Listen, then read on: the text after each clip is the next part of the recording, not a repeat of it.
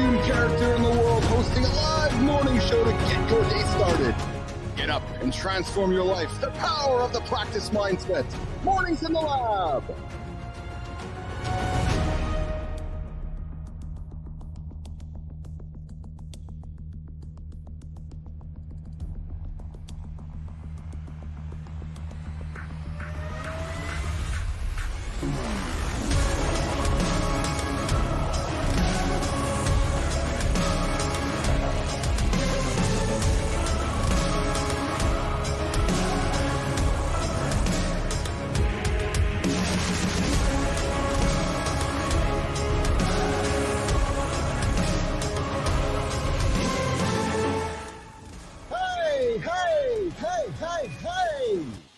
Yep, I said it at the opener. You got the only cartoon character in the world starting the morning show. And oh, by the way, yeah, this is an explicit show. Yeah, true story. Now, even the cartoon guys swear. Hey, so if you got those kids around, you got the kids in the room, you got to get them out. Or put the headphones on or turn them into a cartoon character. We lower the bar when cartoon characters show up in the world. But hey, this morning, oops, I didn't put the camera on. No, there. I tell you, we're going to get the technical problem solved here coming up here soon. But hey, listen, I'm Keith Phillips, and joining me today here is my friend CMarty Fit, Rich Ingram, Christina Flynn, and of course, Johnny Anderson coming in with us here today as well. We have got a action-packed show today for you guys with some powerful insights. But first, oh yeah, I'm going to ask you to like, I'm going to ask you to subscribe, I'm going to ask you to comment on the channel. Either do you like the cartoon guy or do you not like the cartoon guy? We want to hear from you here, you guys. We want to hear what your comments are here, Mornings in the Lab, the only show to get you guys started every single day at 8 o'clock Eastern time on YouTube. Yeah, on LinkedIn. Oh, yeah, what's shaking, Alex? And over there on X, the other world of X. Listen, we get up every single day with a mission, with a goal of helping you guys be accountable to reach the biggest, most audacious goals in your life. That's what we do here in the Lab. And hey, today, Rich Ingram is here. CMarty is here, Johnny's here, and Christina's here. Let's bring them on stage and see what these characters are up to. There we go. There. Let's bring up Marty. Let's bring up Christina. Let's bring up Richie. Let's bring up Johnny. What's going on there, crew? What is going on? Hey. So what did you think? Where's Marty? Oh, where's Marty? That's a good question. There he is. There he is. So there's my boy. We can't leave him behind. Shit. No, we can't do that. So what did you guys think of Over? The first cartoon ever in the history of Mornings in the Lab, and the only cartoon character in the world doing this morning show. I'd like to go around the table. First of all, I got to stare at my boy Rich. Rich, you came in the lab, you looked at the camera, you're like, what the fuck am I doing? Am I in the Flintstones or what? Richie, like, was that your first thought or what? No, man, I expect something new every day with you. It's just whatever it's going to be, man. Yeah, that was surprising this morning. Rich has got his green sweater on, black headphones, and we got Christina black on black. Johnny's wearing the blue superhero. When I see Johnny in this shirt, you guys, I think of Superman. Yeah, I think of, so I see this guy here wearing the blue shirt, the red hat, the Marty's not necessarily agreeing with that, but I got John. What's up? Hold on. What's up, Marty? You gonna take my superhero shit away? What's going on, dude? Come on, John, man. You're just John. I guess that packs his punch by itself, so I'll take that as a compliment. That's it. So Johnny's wearing the blue superhero shirt, the red hat, the nice black glasses, and of course, we got Marty rocking I got the color correct today, Marty. The yellow. You can't get this color wrong. No. Can't get this one wrong. The less brunches, more crunches t-shirt this morning, but of course, the traditional red headphones this morning. Hey, we're talking the power of the practice mindset, how to change your life. Ty Hoskin's joining us here today as well, coming up in a few moments here. Where's my notes here? Before we dive into that, I'm going to get you guys to subscribe to the channel, of course. But hey, I got to tell you guys something. What's been on my mind has been that there's this, John, Marty, Richie, we talk about this all the time, right? Humans seem to be so obsessed with results, whether it's hitting certain numbers, it's okay, I've achieved the pinnacle, I've won the Stanley Cup, I've hit the hole-in-one, business or achieving those fitness goals. But what we all know, Richie, John, Marty, Christina, that the real transformation happens in practice, right? That practice mindset that's, oh, what happened there? What just happened? Your cartoon character's taking over. Technical difficulty here. Yeah, there we go. Go into the vertical. What just happened there, Jimmy? Can we tell? Come on, Jimmy. There we go. Jimmy's wrecking shit on the back end there. But hey, so the practice mindset is all about consistent effort, daily focus, and letting progress happen over time. It's not about perfection. It's about showing up. When we practice, we improve. It's that simple. Before we get into the big chat today, I got something I want to throw on the table here on the golf side of things. Richie, how do you incorporate practice off the top of your head into your living mindset every single day? Life is about practice, but how do you continually transform your life through a practice mindset? I'll tell you, right before I got on the show, I've been going through a lot of stress lately. I have a talk coming up, and they want workshops with it, right? I've never done workshops before, so I'm just overwhelmed having to rehearse something completely new. And so I did what I always do. I sat down and meditated, pulled out my journal, and I just started saying, hey, here's how I'm feeling. I just vomited this in my journal. And then I just started saying, like, hey, here's what's actually going on. And the good thing about it is the positivity that came out of it is it took that stress to get me to make a good product, right? Oh, yes. It sometimes when we feel stressed out, I'm not that creative, but when I hit the stress wall, man, what happens to your brain is just what, like you said, superhuman, right? Like your brain can do so much when it's under these stressful situations, and so that's what it took. But it's managing that emotional stability that really helps us rise to the top, and that's just consistent effort. Yeah, a diamond is created through pressure. Right. It's literally that pressure is that. I told my little girls that when I was raising them, I said, listen, I'm going to put you under enough pressure. It's going to develop your character, not so much pressure that it's going to break your character. I want you to develop. So accept and work through the pressure in front of you. And can we call Rich out there? Because Rich said, I'm not that creative. And I think that this is one of these stories that we tell ourselves. We grow up, maybe we weren't creative in what they told us was creative. Rich, motherfucker, you have to be creative in everything you do. You have to face the world differently. Right, you have one arm, bro. You fly fish with one arm. You're right. You're right. Creative. Hold on. Don't tell him he's got one arm. He doesn't know that. Don't tell you exactly. Don't tell him that. He didn't get the memo, man. He's still operating with two. But I guess my Oh, you're on mute, Rich. You're on mute. Richie, you banged your mute there, buddy. You're on mute. You're on mute. You're on mute. Richie, it looks like he's spitting out something really good too. He's going crazy right now. He's giving us some pearls and nobody can hear it. No, we can't hear you. Seen the cinema message.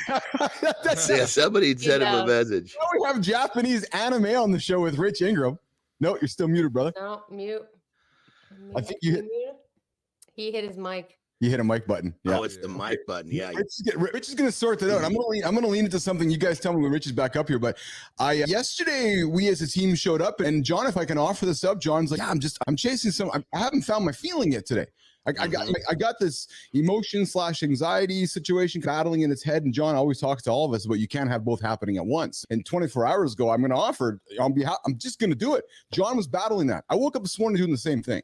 And I'm offering it just like John offered it, because there's some of you right now getting up, starting your day, like Richie did, with that stress, with that feeling of something's going on up here or in my body. I don't know what it is. So I'm sharing like John shared and like Rich just shared, because I know many you are waking up, starting your day. It's a Wednesday. You're going, something's off. I can't identify it. Like Johnny, I did my yoga this morning. I went for a walk. I did yoga, and I'm just like, I'm chasing this feeling and I can't find it. My head's racing a little bit for the weekend, and I'm just working on slowing it down. Can you go at this with me because this is about the practice mindset, right? It's just, I'm trying to practice this whole talking through in my head. And I think you're doing the same thing right now in your head. The thing about it, what I realized that when I reflected, and I actually figured it out today when I was doing my mental exercises, when I journal, is that I realized yesterday I just wasn't intentional enough about getting to that spot. Yeah. I was going through the motions, yes. And it's real easy sometimes to go through the motions, but not completely commit. And that's what I was doing. And so when we saw that video yesterday, where that lady was just giving the gratitude, it just, for some reason, it just said something to me and boom, put me in the spot. So that was like a get out of jail free card. Like, that was a gift. That was a blessing for me to have that video. Then this morning I was able to kind of review and figure out, okay, what the hell did I do wrong? I was just not intentional enough about realizing how lucky I am when I look around me, I just think, holy shit, I have this such supportive, wonderful wife, Sleep, and I can't wait for her to get up and give her a kiss. Yeah. I have these kids that are amazing. And I just wasn't intentional enough about diving into how lucky I am. And so that the good news is, because I made that mistake, it's very easy not to make it again. Yeah, I want to bring Richie back up in a quick second here, Jimmy, but I'm glad you used that word intention, Johnny, because I went through my morning routine this morning. I was struggling with my intention. I made some different decisions in the gym that I'm regretful of. I don't like the word regretful because I don't know if we take responsibility when we use the word regret. So I'm just opening up to nation right now because we all go through it, right? And this morning I'm going through it. I'm just working myself through it. And when the show's over, I got some plans to chase that feeling. And I'm suspecting I have a plan, Johnny, Richie, Marty, Christina, that it's going to get into that feeling. What do you mean chase that feeling? I don't understand what you both are saying by that. Sure. Yeah. I'll take that one if you want me to, brother. You start, Johnny, and then I'll follow up. So Richie probably has the same thing. Maybe even Marty. Go ahead, Johnny.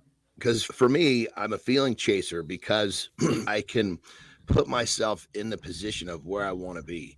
I can visualize, and I go in and I actually physically feel the places that I'm traveling to, so to speak, the places that I'm going, even in my day. Like I can close my eyes. Part of my morning is I close my eyes and I literally just mentally act through my day.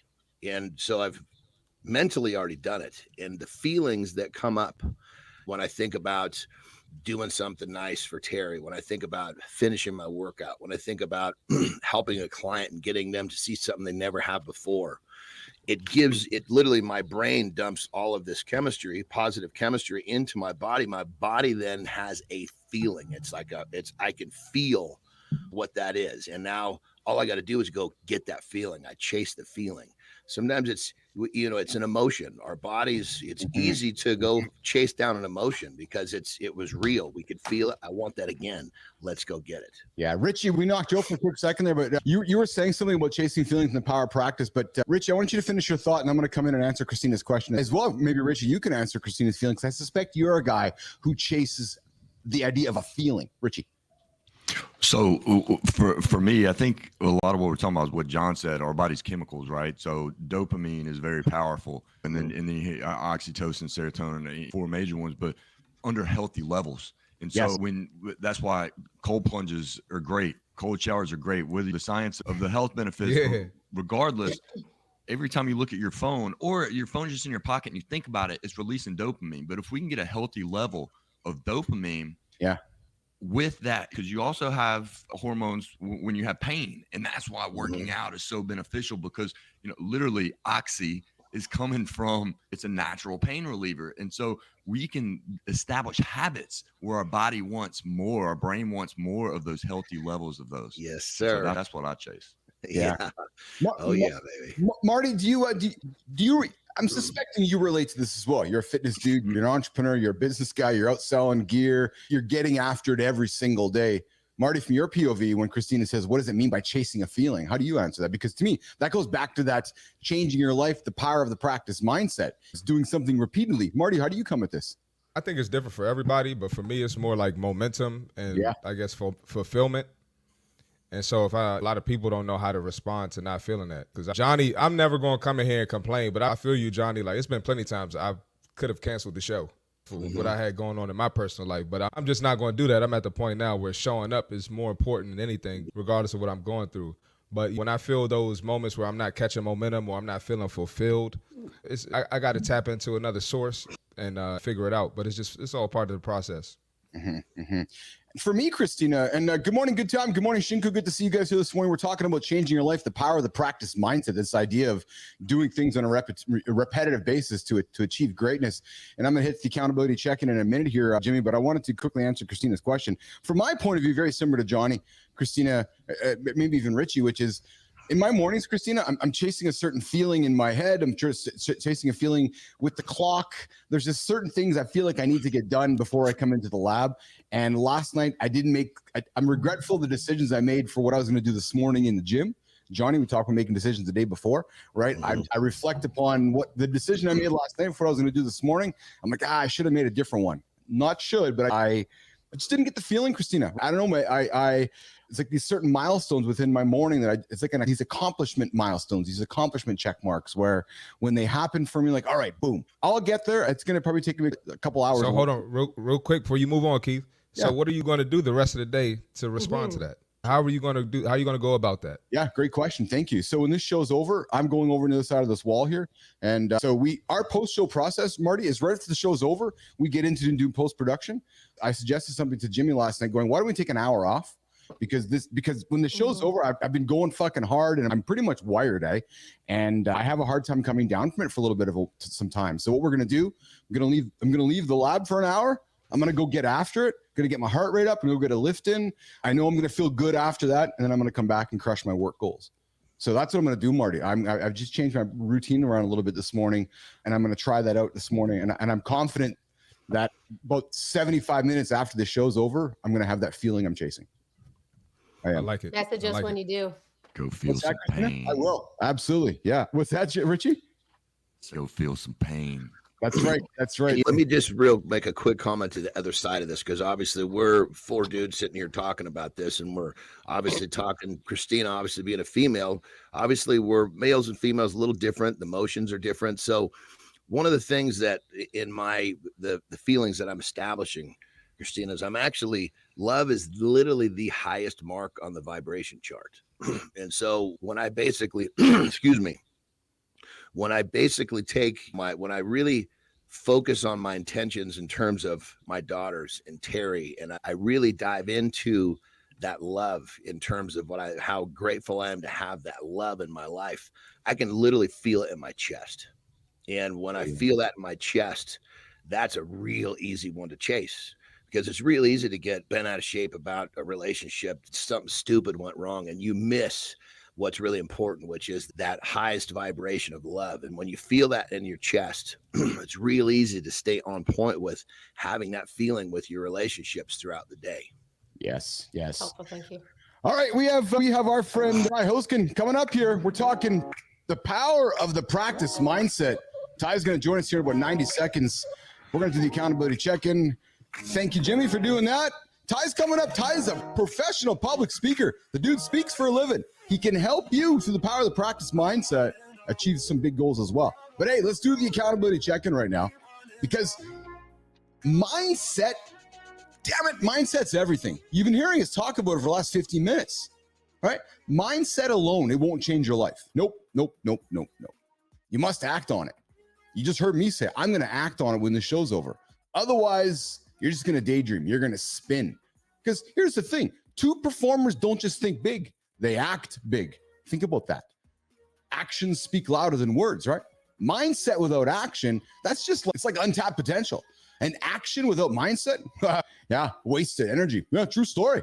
Of course. Listen, when you align the mindset with action, you build momentum. Momentum is the key.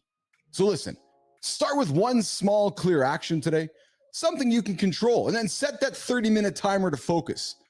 30 minutes, actually. Come on, I know you got it. One task, no distractions. Review that progress daily, adjust that action, don't adjust the goal, and then ask yourself, how are you going to show up today? Ask it. It starts here, but then it goes here. Put yourself into action. There's your accountability check-in this morning on Mornings in the Lab. All right, coming in with Ty Hoskin, Marty Fitz with Shake and Ty. Dude, it's awesome to see you too, man. It's been a little bit to having you back here in the lab here. We're gonna bring Johnny up here in a second here. Ty's joining us from Toronto, Ontario, I think. Hey, Ty. Toronto, you betcha. I've never heard it said like that, but yes. Yeah, I don't know what that was. So listen, it's time for center stage. We got Ty Hoskin joining us today, a public speaking coach who's all about transforming how you approach communication.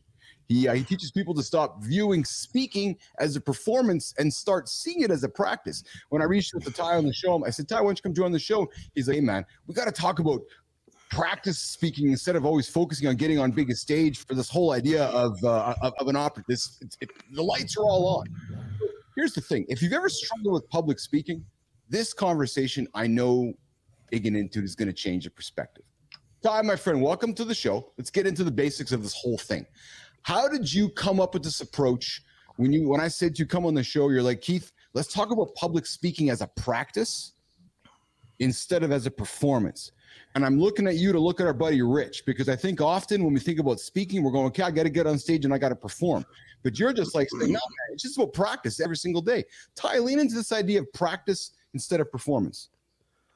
Yeah, this is something that I've really struggled with actually a lot of my life. So going back, I used to play piano when I was growing up. And so I was that kid whenever a competition came around, I'd just be sitting there waiting for my turn, breathing heavily, staring at the ground. My mom would try to calm me down. She'd be like, what kind of food do you want to get after? And I'd be like, don't talk to me. I'm in the zone. I was just a kid. Like, competition didn't really matter. I think the winner of the whole thing got like $50, which at the time maybe seemed like a big deal, but this isn't a life or death thing. And I remember one of my piano teachers over the years, she could see how nervous I was getting. And so she asked me once, is this the last time you're ever going to play this instrument? I said, no, I want to keep playing. And she's like, why does it matter so much then? I was like, well, fair enough. But at the time, I wasn't quite old enough to really grasp the concept. But I remember that part did stick with me. And then even playing sports growing up, I remember playing baseball. I'd get so nervous anytime it was my time to go up to bat. So sometimes I'd even throw up before games just because I was like, I need to do well. And I wasn't the most athletic kid. It also didn't help that I rarely did well. There's a memory burned into my brain where bases are loaded, end of the game, it's 2-2.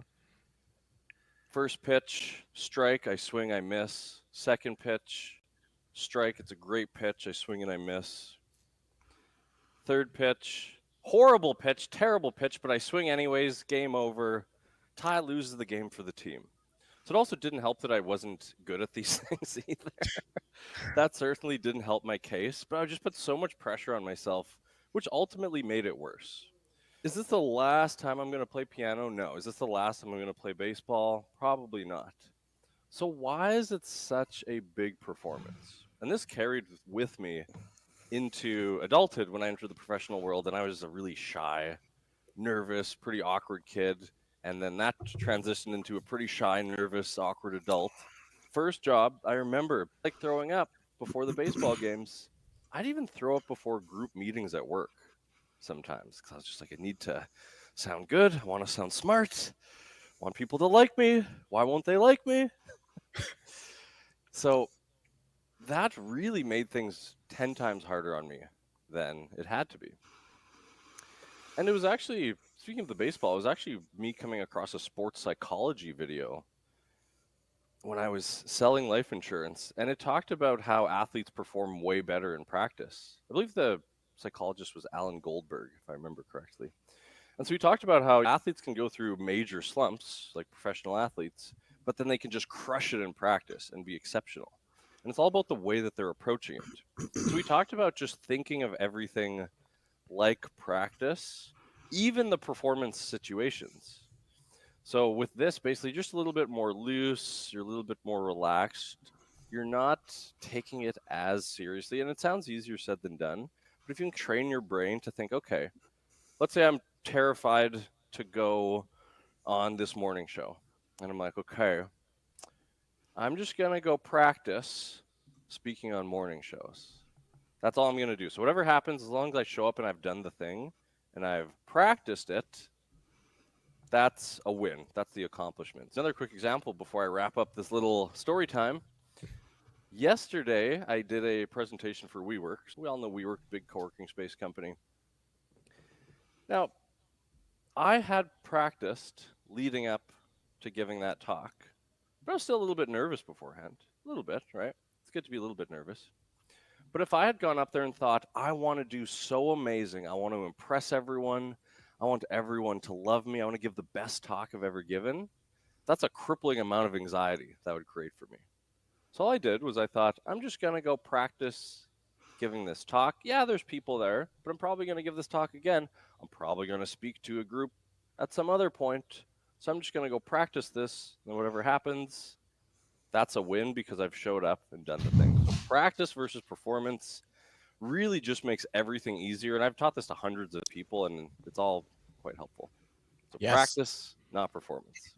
Ty Hoskin joining us here all the way from Toronto, Ontario, Canada. He's a public speaking expert who's helped countless professionals overcome their fear of public speaking through a mindset of practicing over performing. Quickly, Ty, before we wrap up this segment, one little bit of advice for our friend Richie. Getting on stage, Rich has done a lot of speaking, but I'm suspecting, Rich, quick question for you. Do you still get nervous before you get on stage, Rich? And then even Johnny, as you perform, when you were going through your performance, did you still get nervous before we went on stage and did these things? And a little bit of advice from Ty. So Rich, question for you first. Do you still get nervous before you get on stage? Yes. And the crazy thing is, I'm telling my story like it's mine, like I lived it. You own it. Yeah. Yeah.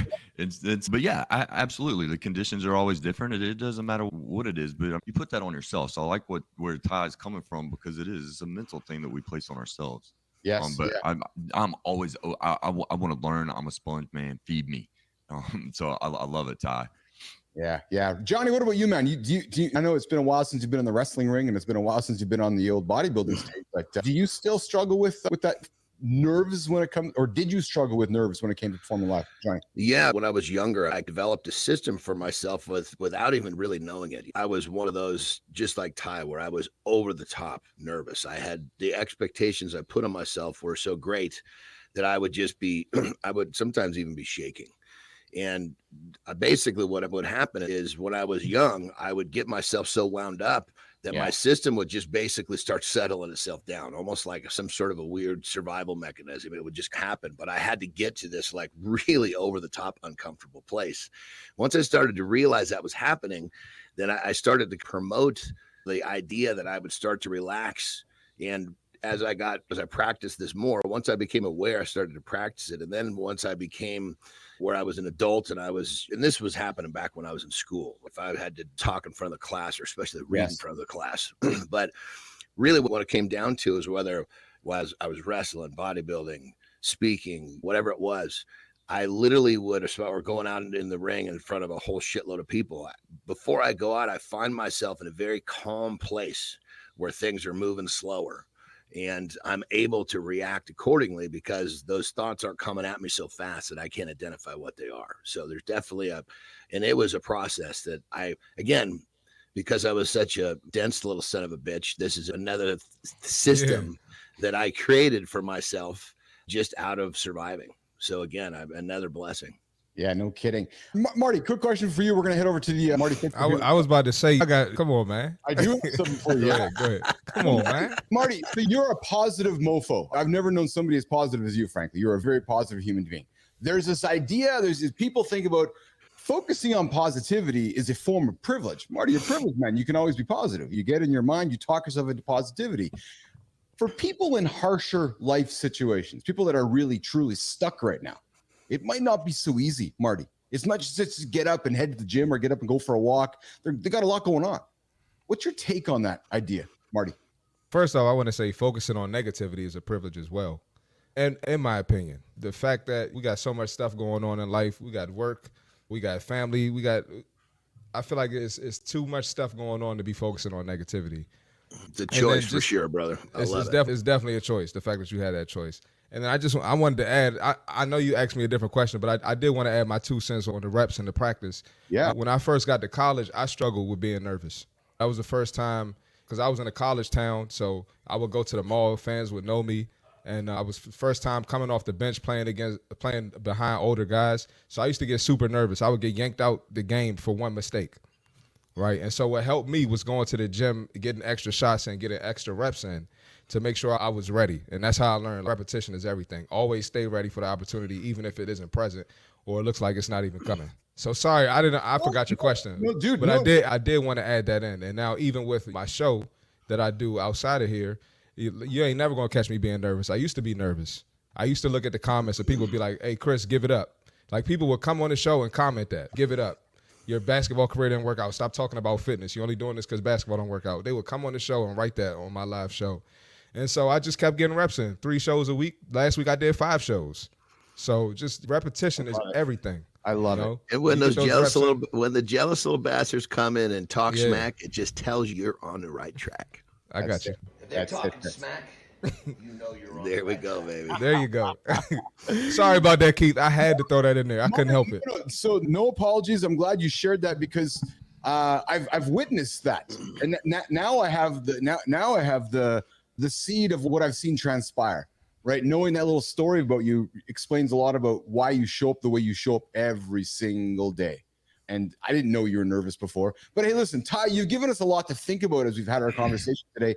Before we wrap, in a minute or less, what's the one key takeaway you want Business Athlete Nation to remember about adopting this idea of practice mindset in public speaking? Ty Hoskin.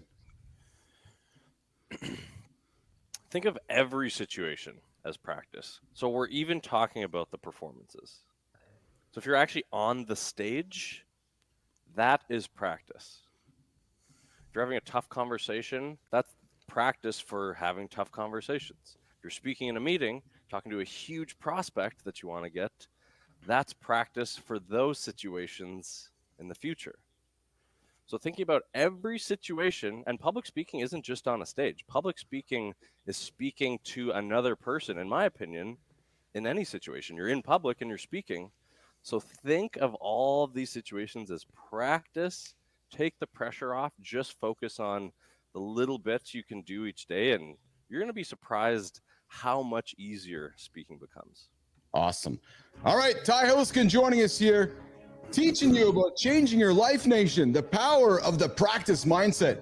Ty, you come back, hang out with us again sometime, my friend. Good to have you here. Listen, if that conversation resonated with you, I invite you to hit the like button. With Shake and Shelly, I see you in there. I see you, Shinko. I see you, Good Time. I see you, Cosmic. Yes, I do see you guys. I feel like I'm doing Romper Room right now. Listen, we want to hear how you are turning your challenges into strengths. I want to hear that. Remember, Mornings in the Lab is on every single day at 8 o'clock Eastern Time on YouTube, LinkedIn, and X, the only show that keeps you guys accountable and ready to crush your biggest goals. Now, you guys hear those tunes? Yeah, that's Marty's intro. I can see him getting prepped. He's putting on the tank top. He's getting those arms flexed. Marty's walking into the gym. I should start doing that. I think you should, yeah. Christopher Martin, CMarty Fit Tip. We're back in 2 minutes to get into the deep dive on continuing the challenges of the practice mindset with our friend Richie Rich Ingram. Get after it, Marty. Let's get it. All right, we got the fitness tip for today. How to know when your fitness routine isn't serving you. This is a big one, all right? Now, your fitness routine needs to push you, of course. But these are some signs that it's time to switch it up. First of all, lack of progress. You're not seeing progress in your strength, your stamina, or you're not seeing it in your physical improvements when you look in the mirror. You hit a plateau. Time to switch it up. It's not time to give up on the gym and go try the thing that you saw on Instagram that just came out and it's popular and they pay for some ads. All right. It's time to switch up your workouts. Maybe you need to eat cleaner. All right. But lack of progress is a key indicator. Boredom. If you're dreading your workouts, you're just going through the motions. Time to do something different. Now, of course, we all have days where we don't feel like going, right? Now, you're going to have to push through those days, but I'm saying that you've been doing this for months, and you're just like, man, I'm sick of this. Go ahead, feel free to switch it up. Johnny gave me something the other day, going off track here, but he told me to do my chest and shoulders routine backwards. I did it. It was a great workout. I'm going to do it again next week. Frequent soreness and injuries, constant aches, or recurring injuries mean your body is not recovering properly. Probably need to do some more rest, probably need to warm up, or implement some yoga or post-workout stretching. Mental burnout, okay? Fitness is just as much mental as it is physical. If your workouts feel like a chore, it's time to switch it up. And why do you need to switch it up? All right, you want to prevent a plateau. You never want to be putting the work in and not getting the results. Mental stimulation, new routines will keep your mind engaged and motivated. You'll look forward to the workout. Injury prevention, we don't want to get hurt, all right? And you don't want to overuse your muscles, all right? Change breeds growth. Keep it fresh, and your fitness journey will keep evolving. That's the fitness tip for today. Christopher Martin, a CMarty Fit Tip every single day, giving you guys some fitness advice to help you get rolling. It's time for the deep dive where we go beyond the surface. Yes, we do. We explore what it really means to adopt the practice mindset today. Today, we're going to focus on somebody who truly embodies this approach. Our friend, our co-host, Rich Ingram. Now, listen, guys, if you don't know Rich's story, it's one of resilience, discipline, and transformation. Yeah, from his time in the military, where he mastered the art of practice as a gunner, to his recovery after losing his arm in combat, all the way to now becoming the elite endurance athlete that he is. Richie practices the power of practice in real life. Without the power of the practice mindset, Richie is not where he is today. Rich, you learned the importance of the practice mindset in some of the most high pressure environments on the planet, frankly, starting in the military, now in your endurance athletic journey. Richie, how did you develop the mindset in a role where practicing those techniques wasn't just important? Frankly, it was a matter of life and death. Rich, talk about this idea of the practice mindset to change your life. Rich Ingram. So one, what the military taught me was battle drills. They remove the decision-making process, right, for the most part. So it frees up your brain to do other things. So like in the civilian world, it's no different, right? That's when we talk about consistency. John is big on habits. It's the same thing. And so when we can develop habits, put our brains on autopilot on doing the same thing, it frees up our brains to take on these unforeseen challenges that arise, right? So we can handle more stress. We can handle more of the trauma and put more effort towards our emotional stability. Now, at the time, when I was in the military, I didn't really understand that. It took me a long time when I started studying this. And what I found is that you have to look at pains and gains as equitable and part of the process. And so, again, you know, what Marty was saying earlier about, okay, whatever emotions, whether they're positive or negative, don't let the emotions pass by. We don't want them to control us, but at the same time, if I'm feeling anxious. Oh, we lost Richie's audio. Hey, Johnny. So, Richie, I lost your audio there, pal. Johnny and Marty, there's this idea that practicing can only take you so far. And I'm going to be specific with both you, Christopher Martin, and you, John Anderson. Because, Chris, you're like, I had to fucking work for all of my athletic skill. I had to put in the reps. And, Johnny, I think you said the same thing. Some would argue that you either have the natural ability or you don't. Oh, man. Can you actually? So, John, okay, I'll start with you because I can see you leaning in. And Marty, I'm going to follow up with you. John, cut me loose, baby.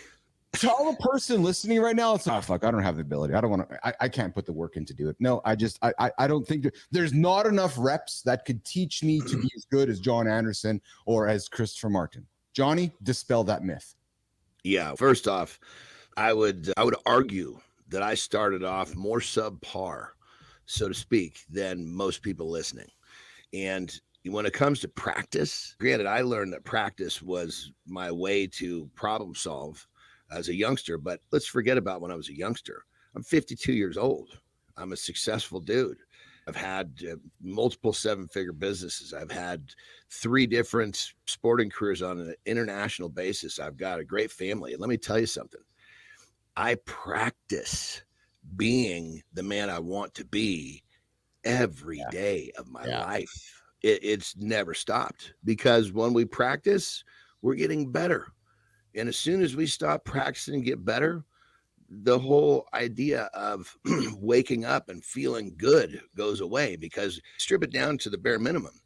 When you do whatever you do today to feel like you got a little bit better, when you go to bed, you feel good. If you lay your head down on the pillow and you knew you laid up, you didn't do your shit, you don't feel good. And break it to the most simple format. Practice every day what you need to practice to get a little bit better so you can go to bed and feel good about yourself. Marty. Absolutely. And I love that about going to bed and you know whether you did your shit or not, because it's going to eat you alive and you're not going to be able to sleep well. And so a lot of people have that feeling, but they still can't look in the mirror and say, hey, I should have done X, Y, Z. Because if you think about confidence, what builds confidence? In my opinion, I feel like accomplishing difficult tasks build confidence. And those difficult tasks are the shit that you thinking about at night that you didn't do. So, but Marty, let me challenge you though, brother. Let's go back and forth for a second, because somebody's laying there going, nah, but fuck, I can't do it, man. I can't. There's not enough time in the day.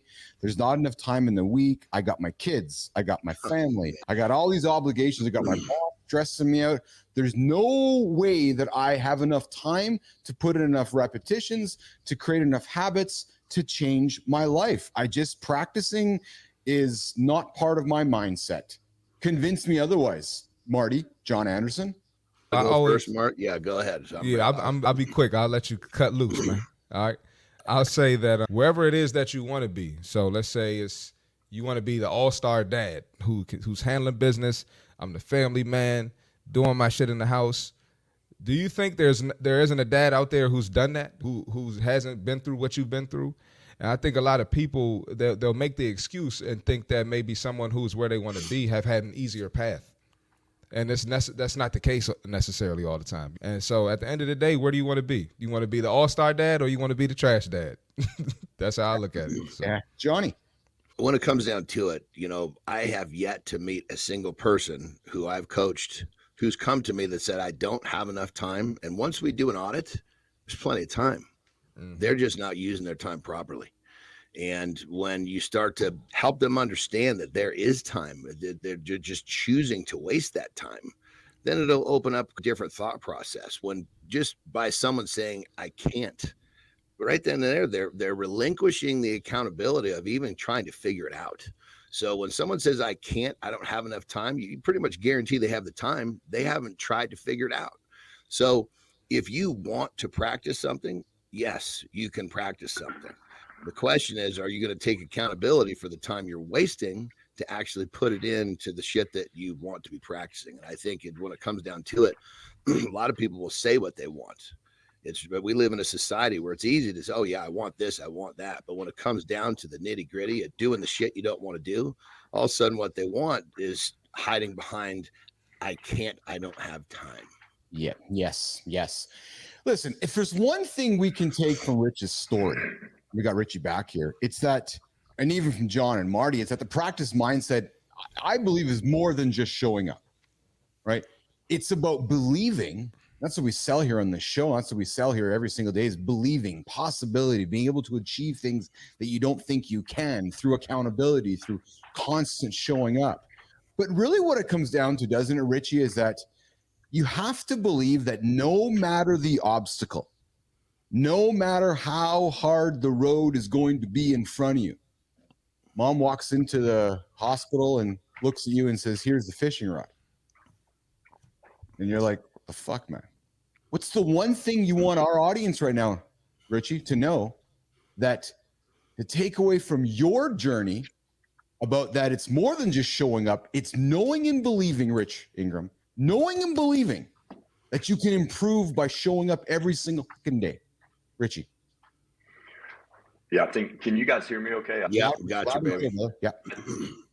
I think you have to intimately know that you are fucking enough. There is nothing. If someone comes to me and asks me, hey, you think you can do this? Do I think I can do it? I know I can fucking do it. So I wake up every day with the mindset of, hey, I'm going to fucking dominate today. And that's how I attack it. And it's a fucking attack, dude. We come in with the fucking purpose and we roll. Dude, I fucking love that energy, man. I love that. And listen, if you're feeling inspired by Rich's journey, I'm going to tell you, man, hit that subscribe button, like it, share it with friends, drop us a comment, and let us know how you're practicing that resilience in your life. Started this show, Johnny, 1 second. We started the show to give you guys something to lean into. If you're whirling over and starting your day going, fuck, I don't have the support mechanisms. No, you do. You got Rich Ingram over here. You got John Anderson over here. You got CMarty Fit over here. You got Christina. You got Keith. We all struggle like you guys do. We just show up repetitiously believing that we can achieve this. When I showed up in March to start this morning show, and then I called Marty a few months later, I believe we're creating the biggest thing ever, right? And it's this innate belief that you can achieve it. So listen, every single day, 8 o'clock Eastern time, we start the show to help you guys get rolling. Johnny, before we hit the lifestyle tip, you had a comment you wanted to make. John Anderson. Yeah, I just wanted to, for everyone out there with this whole idea of, I don't have time, I want to start to do this, but I can't. It's like all of these hurdles are in front of you that you're creating for yourself. Just remember this: the man who believes he can and the man he believes he cannot are both correct. Oh my goodness. Isn't that true though? Right? He's coming out with the nuggets today, man. I'm And I guess from that perspective of Johnny, before we get the lifestyle tip, is that you got to battle which one is which, right? So it's a choice. You got to make the choice. Are you going to believe that you can and start taking accountability? Or are you going to hide behind I can't? Because if you believe you can't, you're correct. If you believe you can, you're also correct. It's just a different path of doing it. All right, let's keep things rolling here. We got Jory Jansen waiting in the green room. We're going to talk gut health with Jory coming up in about 90 seconds or so. We've been talking about the power of the mindset. Change your mind to rock and roll. Arm, I see you. You had to change your mindset first. It was all talk for me after getting kiddos to school, put my headphones on and clean the whole house with a smile. So humble and grateful. Thank you. We're grateful for you showing up as well, Arm. Shinku, good to see you there. And good time, of course, always good to see you as well. I know you get after it every single day. And good time, it's the power of the mindset you bring every single day. It's changing your life. Johnny, let's get the lifestyle tip, brother. I know you got something up there to offer to Business Athlete Nation. I know you got a nugget. I know they're listening and waiting to hear what you got to say. Let's rock and roll, brother. Here we go. All right. If you're not failing, you're not trying, and you're not trying hard enough, because failure is the front door to success. Failure is a piece of the equation for success. So ask yourself, are you going through the motions when you try, or are you trying with some conviction, with the idea you're going to get one of two outcomes? You're either going to fail or you're going to succeed. Because when you fail, you learn. When you fail, you find a better way to try next time. When you fail, the people that are successful are going to come pick you up, pat you on the bottom, and say, great job, do it again. Because failure is part of the equation. So ask yourself a question. Are you trying hard enough to fail? And if you're not, it's time to do a little inventory on how hard you're trying. It's time to get the job done. It's time to fail fast. It's time to pursue your success by trying so hard that you fail. Remember, failure is the front door to success. Rock and roll. Front door to success truly is. And that's what we're doing here today, the power of the practice mindset. And hey, we got right now, it's the protein break with the cartoon guy, Keith Phillips, here this morning on Mornings in the Lab. Jory Jansen's joining us, the protein break, where we take a moment to fuel you with some real knowledge that can help you power through your day. And today, Richie, looking at you again, brother, we're diving into a topic that every endurance athlete, yes, you, Rich, yes, you, Robbie Britton, you need to pay attention. A healthy gut. And we're welcoming back our resident nutrition expert, food expert, Jory Jansen. Love having Jory in the lab, whether you're hitting long distance runs, cycling, or pushing through a triathlon. That gut can make or break your performance. Let's get into it. Jory, how are you today? And when we talk about the guts with endurance, we're always thinking about muscle, stamina, recovery. But Jory, what about the gut? I get the suspicion that it's always overlooked. Jory, let's talk about the gut.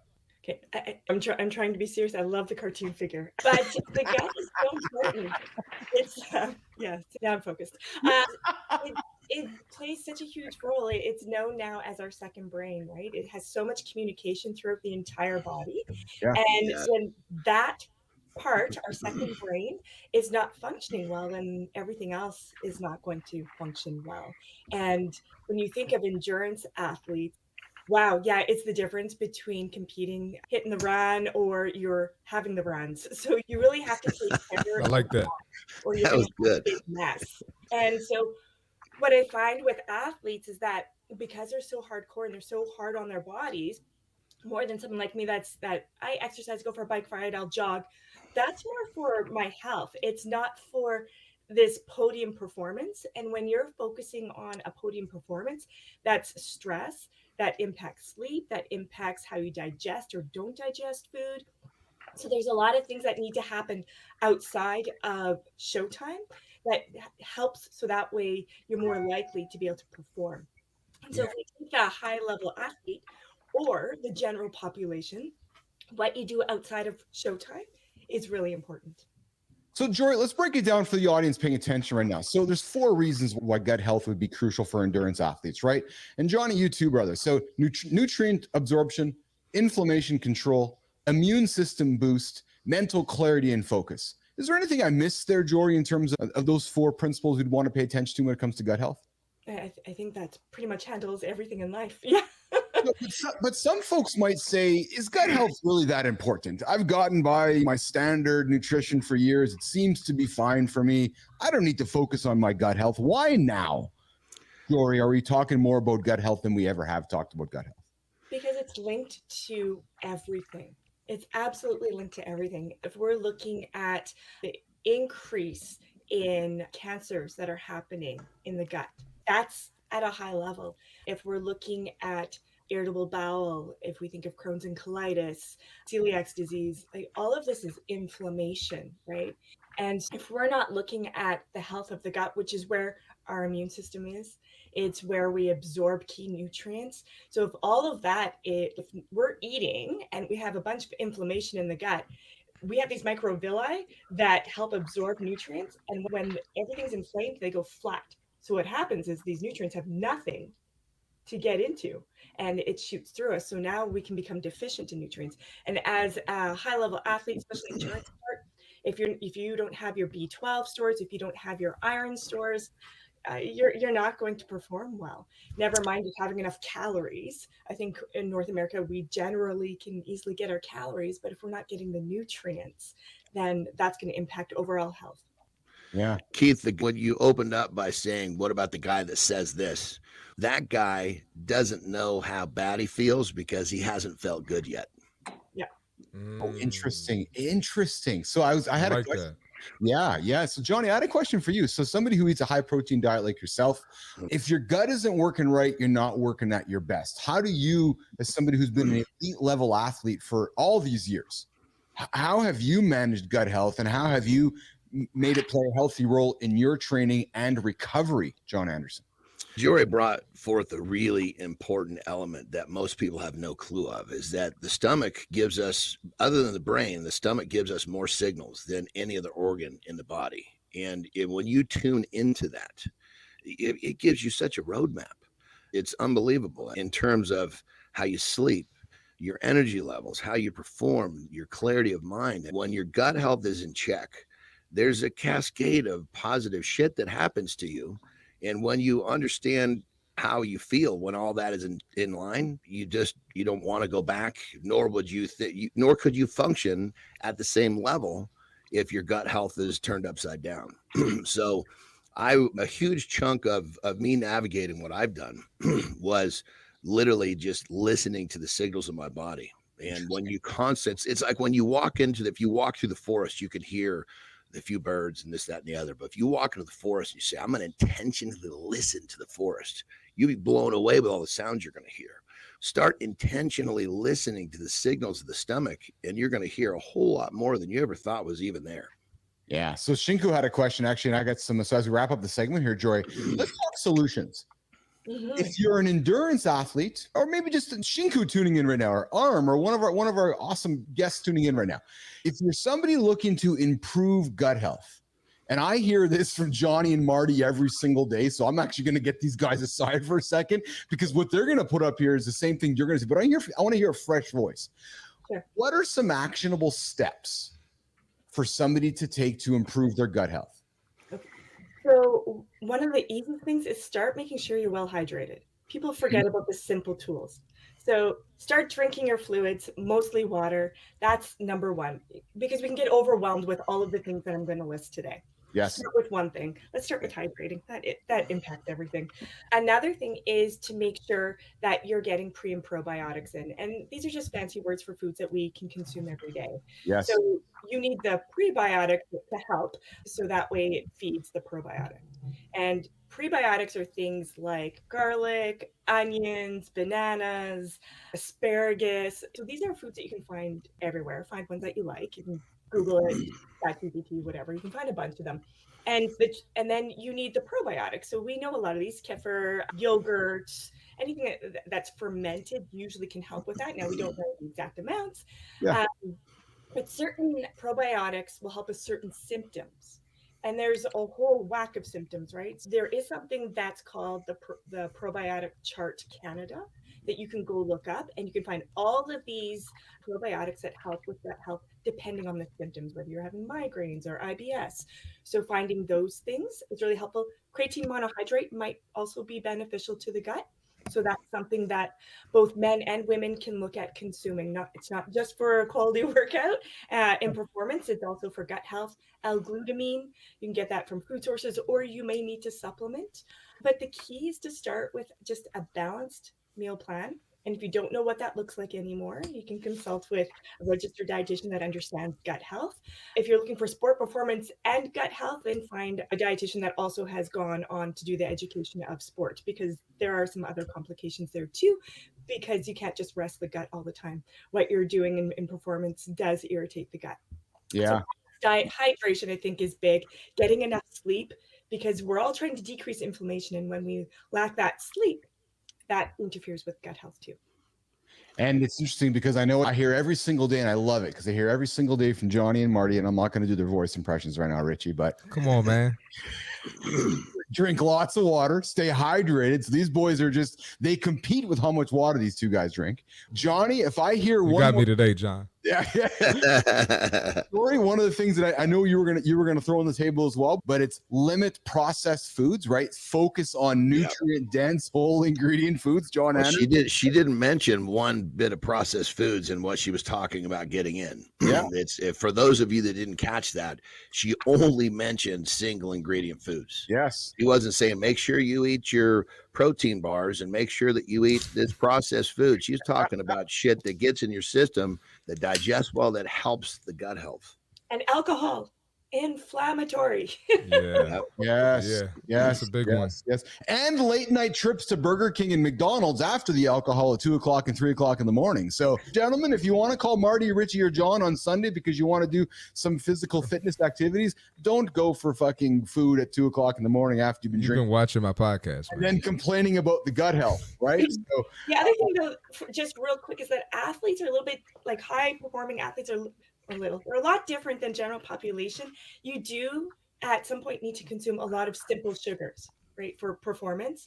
So what you're doing before and after competition is really important to help heal the gut, because in order to perform, those carbohydrates and quick acting carbohydrates have to be consumed for sport at that level. So it's what you're doing before and after to help with the recovery process is important. Awesome. I'm going to bring Christina up on stage here in a second as well here, and we're going to get to the personal brand bite here in a quick second. But we got some comments from the feed here, Jory. I want to quickly throw on stage here. But Arms says, I have to say that gut health is the only reason why I'm still alive.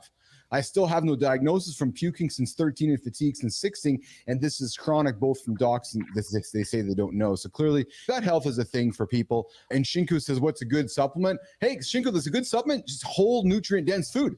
Jory, John, just eat whole good foods, and that's going to be probably the first step forward.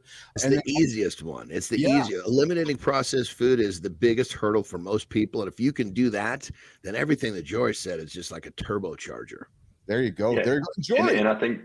Go ahead, Richie. Go ahead. No, and I think the number one start is removing complex carbs, like removing complex sugars. If you can do anything right now, just get rid of that. Man, I can tell such a difference if I go eat a donut and how sore I am later. Oh, interesting. So one would say the donut, just that quick fix of fuel, your body gets sore from having it. You don't feel very good, do you? No, man.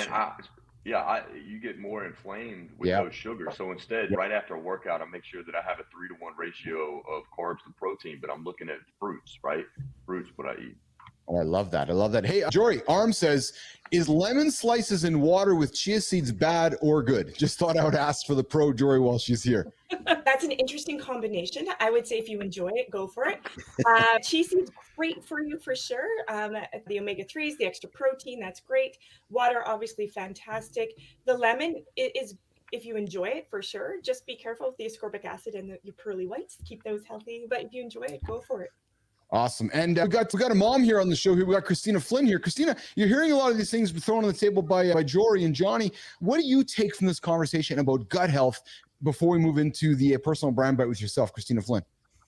Gut health is one of those areas that we don't talk enough about, and it's really nice to see more people talking about it. I think something that is really interested me with gut health, which we don't have time to talk about today, but like similar to how we don't talk about our nervous system, that connection between our gut and our brain.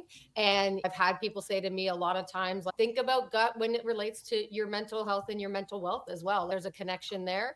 Again, we don't have time to go into it today, but these are kinds of things that we want to be talking about in conversations we want to be having, because it's not just the same old. And we know that oftentimes in the past, new research shows itself, and we have to actually change up what we've been doing. It's not the same as what we were raised with by any means. Yes. So listen, if there's one thing you can take from today's protein break, it's that gut health, regardless if you're a cartoon character or a real human, isn't just a side thought. It's a foundational piece of your performance as a human being. So listen, take care of your gut. That's just what just take care of your gut. Eat good foods, get some good sleep, and drink lots of water. So listen, drop a comment below with your favorite gut-friendly foods or supplements, and don't forget, nation, Mornings in the Lab is live every single day at 8 o'clock Eastern time right here. Monday, Wednesday, Friday, we bring our friend Jory into the lab. Marty, what's this? Yeah, Jory Jansen joining us every Monday. She earned that one. She earned that one. She absolutely earned it. Yeah. The GOAT, Jory Jansen, our nutrition expert, Mornings in the Lab with Keith and friends. And hey, we got this sound coming up here. It sounds a little bit like this. And when we do this sound, it initiates a twitch by our friend, our coach, Christina Flynn. Jory, have an awesome day. Thank you, Jory.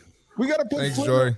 We got to put Flynn on stage because we want to learn something about personal branding. Christina Flynn, what are you going to teach us today about the personal brand bite with Christina Flynn? I got a little mindset shift for y'all today. I got a little mindset shift for y'all. In fact, I'm going to say, let's do this differently this year. Let's say that October 9th, today, October 9th is your new January 1st. Yes, you heard me right. October 9th is your new January 1st. So a theme that I have battled my entire life that I know is very similar for a lot of elite athletes is this all or nothing mindset. If I can't show up at my best, I don't show up at all. If I'm not good at something, I don't even try. And if I can't give it my all, I give it nothing. But the truth is that mindset has given me a whole lot of nothing, quite frankly. The reality is that very few things in life are all or nothing. Your plan does not need to be perfect. It doesn't have to start on a Monday, and it sure as hell doesn't have to wait until January 1st. So instead of thinking like an activist who thinks no step forward is ever enough, no step forward should ever be celebrated, start thinking like an innovator, like an entrepreneur. Celebrate the small steps, celebrate the imperfect steps, because that's where real progress happens. So don't wait for the perfect moment. Do your planning today and start your New Year's resolutions now, because when you wait for everything to be perfect, you end up doing absolutely fucking nothing. Yes, it's that simple. I have entered my no fucks era, and I promise you, if you take action on today's brand bite, you will be one step closer to entering yours. You got this. Jory Jansen, Christina Flynn with the personal brand bite every morning here on Mornings in the Lab with Keith and friends. That was a good one. I like that one today there, Flynn. That's a spectacular little tip for us all to hang on to here this morning. Thank you so much, Keith. There you go. There you go. Hey, listen, so we're getting into the morning loop reloaded. It's this time where I get this sound effect on the show as I keep working on my buttons. And it sounds like this. I always think of Richie Rich when this sound effect comes out. I think I'll take the glass off this part of the show. All right, so hey, I got something. Oh man! Look at Rich! Damn! Okay, Rich. Yes! Wow! I don't mess around. Yeah. Wow! I gotta tell you guys, I was getting ready for the show today, and I was thinking about you, Johnny, with what I was doing. I was going to put my robe on and join the show with my robe today. I thought it could be Robe Thursdays or Robe Wednesday. We got to do that. We got to put together a robe day. Yeah. Sure. It's going to get cold soon, so that'll actually be fitting. And then what we could do, Johnny, is we could not tell anybody what may or may not be worn underneath the robe. And then we may play a game on the show with folks, like wondering what's Marty got under the robe, what's Richie got under the robe, no? I'll tell you right now, I'm not going to wear shit under the robe. You know, the reason why I don't stand, you don't see me standing up and dancing because you see my drawers. I've never worn pants to this show, not once. Oh, I love it. All right, we're reloading with the morning loop, and we're going to get into, I got something for you guys, which is 7 phrases. We're talking the power of the practice mindset. We're talking about how to change your life with the power of the practice mindset. And I found something, gentlemen, ladies and gentlemen, to help us get through life and defuse situations, right? So I got 7 phrases that I want to throw on the table, 7 phrases that will help you de-escalate a situation. And I'm trying to find my tab here. 7 phrases that will instantly de-escalate an argument, right? So if we're either going to work today, or we're going to a situation with our kids or our family, and we're talking about practice, right? So the first one that's going to help you instantly de-escalate any situation you're going into, nation, right now. I'll look at you. I'm going to start with you, Christina Flynn. Let's go around the table. Number 1, help me understand. Conflicts tend to escalate when someone isn't feeling heard or understood. Saying help me understand is a fast way to approach the situation with, I love this word, curiosity and openness. Christina, help me understand. Talk about that. You need to, it immediately doesn't make you go into, I'm going to save you mode, or I'm going to go what I think you need and try to give you advice based on that. You're always switching it to the other person to say, I don't know what's happening right now. Help me understand what's happening.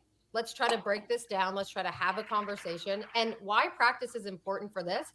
That simple phrase is very hard to do, especially if somebody's coming at you, especially if someone's real frustrated with you and there's emotion in the situation.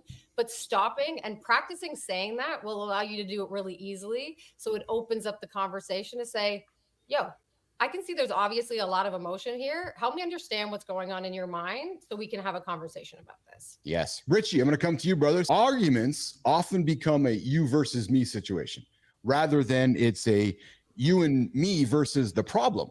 When we're going with our spouses or our partners or our business partners, it's you versus me. This leaves the two of you divided rather than united.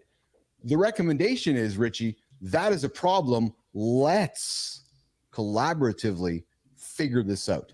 By inviting your loved one, by inviting your colleague, your collaborator to solve the problem together, you're prioritizing a connection, Richie, instead of a division to solve a problem. What do you think of that comment, Richie?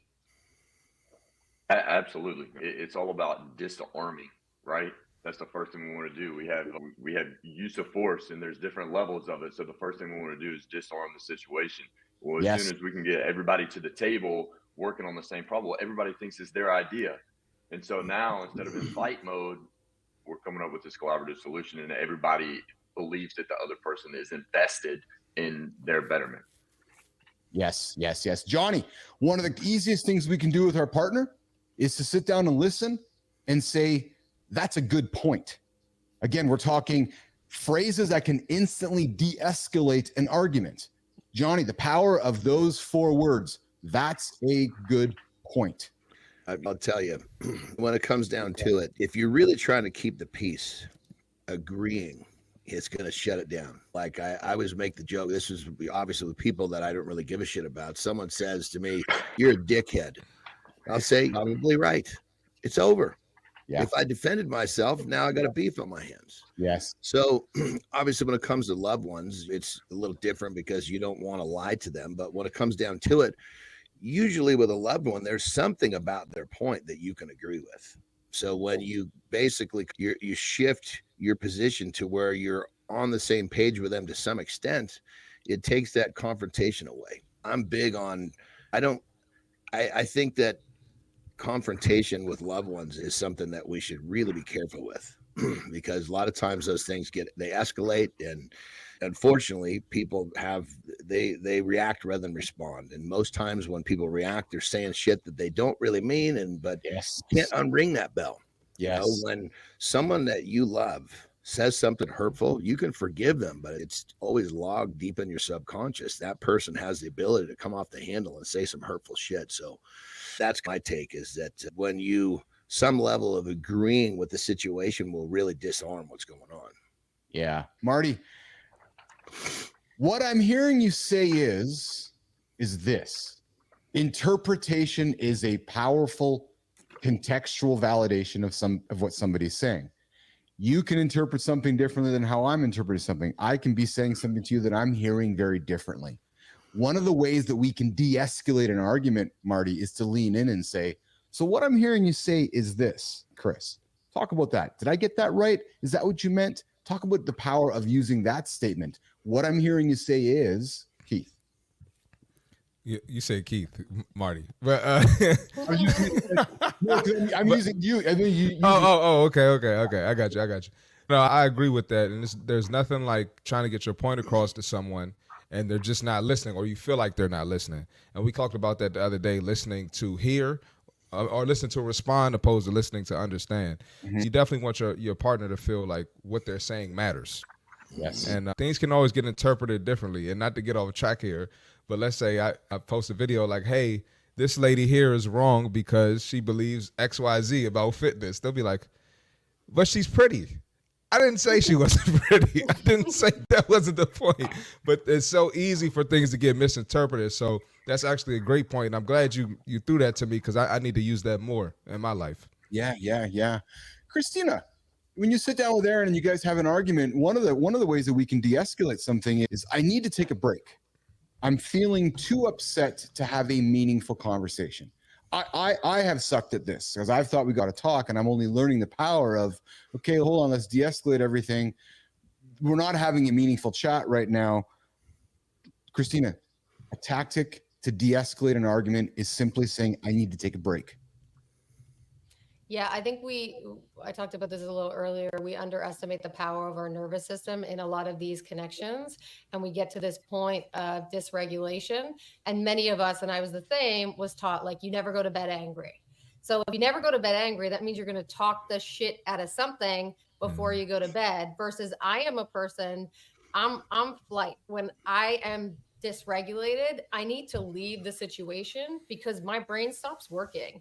And then if you're going to force me and continuously make me chat about something, I'm actually not going to be able to think or to process. So I'm going to shut down. And when I shut down, the conversation goes nowhere. So I think there's a lot of power in this that a lot of people need to accept more. It does not mean I'm done with this. That's a very different conversation. A lot of people go, I'm done with this. I'm gone. What you're saying is, I don't have the regulation or I don't have the capacity right now to have this conversation. This conversation is important to me. It absolutely is. But can we come back to it in a moment when I am a little less heightened or in a state where I can actually participate? Yeah, that's good. I want to share something right there too. And like personally in my life, I'm an over communicator. I'll tend to beat a dead horse. And Terry, there are times where is that a new one, Mark? You've never heard that one before? I love it, man. I love it, man. So as I over communicate in many cases, it basically just takes Terry to the point where she's not processing. It takes her too far. And she says, I need to take a break. It's not good for us to continue this conversation. And so, of course, I let her have that. It was very difficult for me to let her have that at the beginning. But what I want to say in the lesson in this whole thing was when she's doing that, it's because I am not behaving in a way that's allowing her to stay in the conversation. Yeah. So if your partner needs a break, go look in the fucking mirror. Yep. What in the hell are you doing to push that person over the edge where they need to dismiss themselves? So that's just a page out of my book. And it was very difficult for me to recognize that.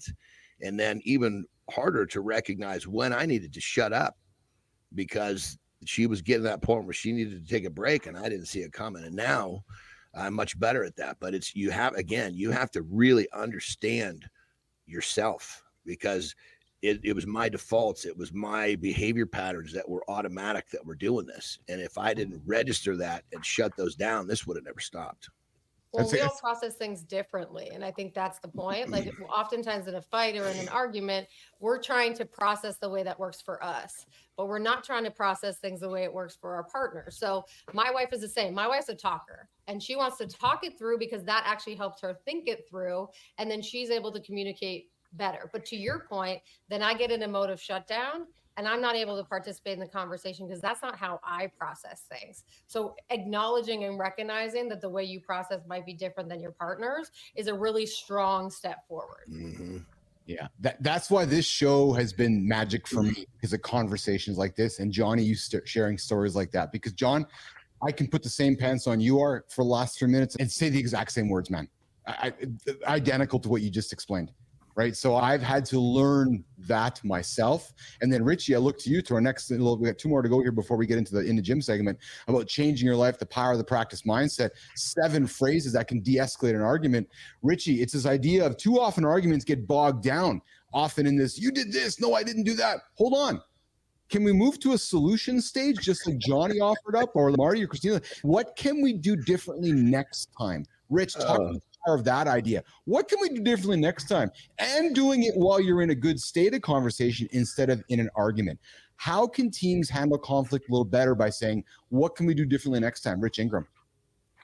So I'm a huge advocate for, we call them after action reviews in the military. I don't even know if they still use that terminology. But this is why in leadership and management, the Myers-Briggs test is really important, because we can identify, like I'm an ENTJ, okay? So when I study each of my employees or subordinate leaders, what their personality types are, then I know how they process information.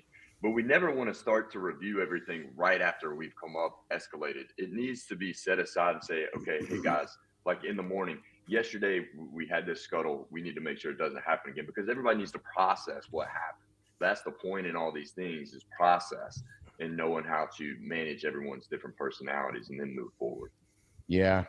And then the last thing is this idea of 7 phrases that will instantly de-escalate an argument. And I love this one. And I think you guys can all lean in with this one with me. It's this idea of expressing gratitude by saying thank you for being willing to talk about this with me. So when you can get comfortable enough to a point in the dialogue, whether the conversation, the argument, or the conversation is over, it's just being gracious and expressing gratitude to the other person. It takes courage, man. When you're fighting with somebody or you're in the middle of an argument, to put your balls on the line to say, you know what? And I think underneath that is people are too worried about being right. Yes. Who gives a shit? I say all the time, I don't want to be right. I want to be happy. I'm happy to be wrong if that's best for my life, if it's best for my relationships. So if you're one of these people who feels like being right is going to help you, that's a really tough one, and let go of that quick. Wow. Great learnings, great conversation here. Mornings Live, Morning Loop Reloaded, a little extended version here. We're going to get to the In the Gym with Marty, John, and Richie here in just a quick minute. Just going to wrap that segment up. What a great conversation around phrases that'll help you instantly de-escalate an argument. Today, we're talking about changing your life, the power of the practice mindset. Everything we just talked about it just leans into that. Right, which is yes, Shinko, put your balls on the line. Absolutely, It's the same thing. Constantly, and it's gonna suck. And I like how just Johnny ended it. Right, it's not about being right; it's perhaps more about being grateful. And I think that to me is really what I take out of this last conversation. Okay, let's get to the In the Gym segment with John, Marty, and Richie. And I have tasked Richie and putting John and Marty on the line to talk about the practice mindset. And I'm thinking that Richie, like myself and a lot of our listeners, are maybe curious, maybe has some curious questions for these 2 young men to talk about the practice mindset. So let's get up Only there. one of us is young. Yeah. Hold on, Rich, how old are you, brother? I'm having a Smiling. brain fart. How old are you, Rich? I forgot. 41. Oh, shit, we're in the middle. Yeah, it's exactly. We got Marty at 31, Richie at 41, and we got Keith and Johnny stuck at 51 forever here. And then we got Tina hitting 40. 52, baby. I'm 41. Oh yeah, I know, Johnny, you're 52 like I am, but we're going to be stuck at 51 forever there. So we got a whole wide crew. All right, I'm giving you guys 6 minutes in the gym with John, Marty, and Richie, Rich Ingram, talking about practice mindset. Get out of here, Keith. Oh man, this is a 6 minutes for a topic like this. I think just coming out of the gate, when it comes down to it, in the gym, what do? We repeat shit over and over. So the idea of practicing repetition is the foundation of what the gym is all about. I think the first thing we got to understand, we got to look at the fact that's you're never going to escape that. Accept that, embrace it, because you're going to get better when you lean deep into that. So do you have any kind of method going into it? So I know some of us just innately can start this thing, but if I'm newer to creating the type of mindset that's required to keep showing up, like Where do I start?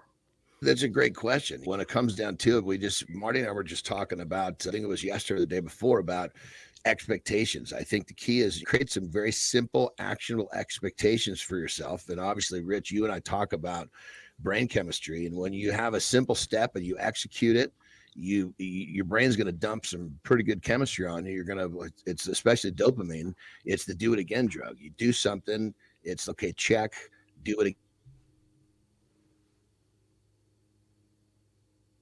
You there, Johnny? Yeah, okay. I think you got Johnny frozen up.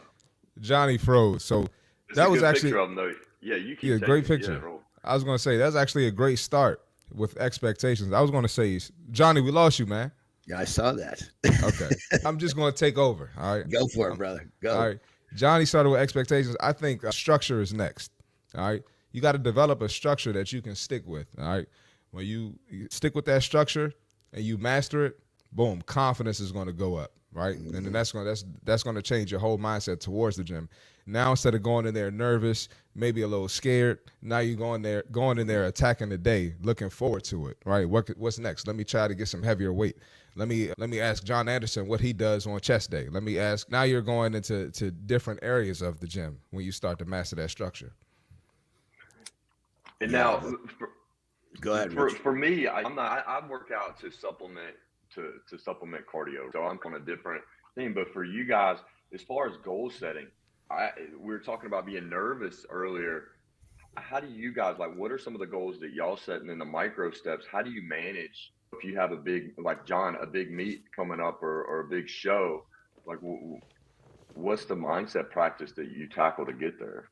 Goodness, and the stuff that I was always involved in, it was really a do or die mindset. Meaning you put your mind in a space where, look, I got to get this job done, and no pun intended, if I lose an arm in the process, it's okay. Life goes on, man. But what I'm getting is, I don't know that's really applicable for those that are listening, because not many people get into that space when it comes to pursuing something that incorporates the gym, maybe saving a kid in a burning building or something like that. But anyway, so I think to take this and be actionable for our listeners, I think really the key is goal orientation is key. You definitely want to have some goals because they're checkpoints in your journey. But I think the key is to really create a way that you want to do this, because when you create a position where you want to do something, it's very easy to do it. And once you start to do something because you want to regularly, that mindset gets locked in. And think about you, Rich, you, Marty. We do this stuff because we want to. It's a piece of us. It's become who we are. And I think when it comes down to it, that's the deepest part of the mindset. It's just who we are. And so to get there, I think what you got to do is you got to focus on getting there and focus on having a good experience in the gym. So you associate wanting to do it again. Because coming out of the gate, showing up is a tough one. That's the first step. And then if you can show up and you can execute that session in a way where, damn, that was good, I want to do it again tomorrow, that is going to help the development of that mindset that we're talking about here. And when you practice that every day, like I said, pretty soon, it's just who you are. And once a mindset or a habit is who you are, it's just automatic at that point. And I think when it comes down to it, what do we want? We want to be able to execute really difficult shit every day on autopilot. When you're doing that, you're separating yourself from the pack like a motherfucker. Excuse my language. And I think you got to have that mindset too. I'm going to kill my opponent and I'm going to step on their throats. That's the approach you have to have in the gym, because whatever your goal is, right, that's the win for you.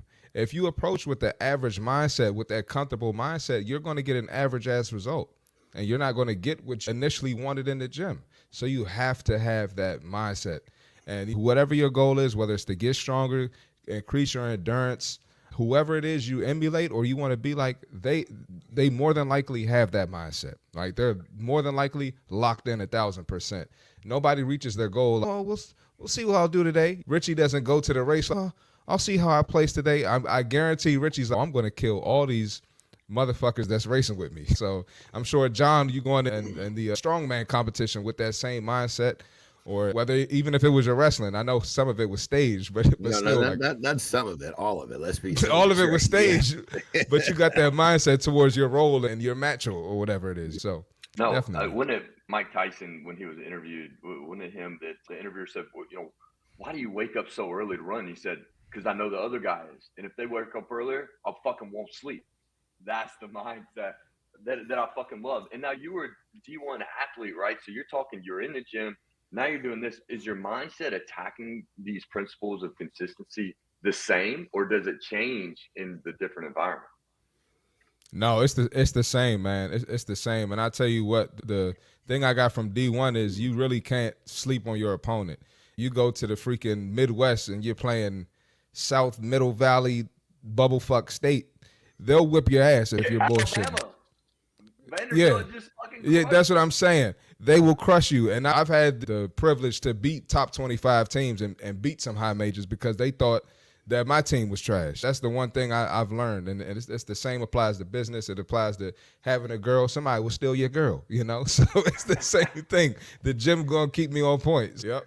And I think the last thing that we should put on the table here about this whole, we're talking about mindset and talking about the gym, is that, I mean, I established my mindset in the gym. I established my work. I established the skill sets that I applied to the rest of my life that made me successful. So just remember, this mindset that we're talking about with the gym, just like Marty said, it's applicable to all areas of your life.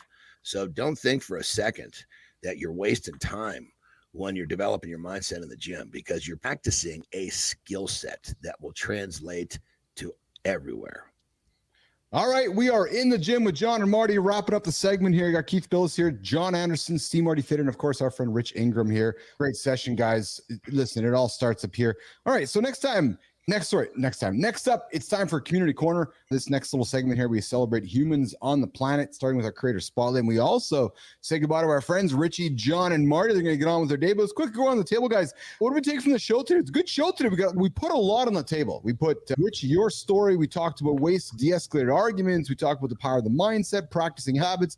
Marty, what'd you take from the show today, brother? Man, great show, man. Johnny laid some bars out. Ty Hoskin started off. He took over in the beginning, but he said some great stuff, especially about speaking, because I look forward to speaking someday. But great show. And of course, Jory. Jory's always leaving us with gems. Man, amazing show. Awesome. Johnny, what'd you take from today's show, brother?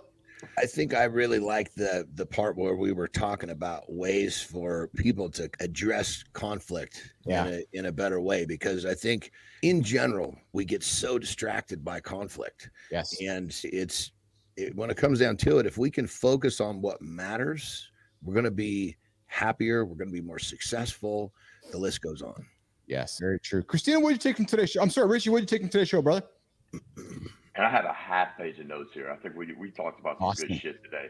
Man, the most important, though, for me that I know I need to work on is the de-escalation. When I'm in an argument, I think that I'm okay, and I can always just work on everything in managing people that are in arguments or in those conflicts. But when I'm in it, man, it's tough, dude. So I really got a lot out of that. It was powerful.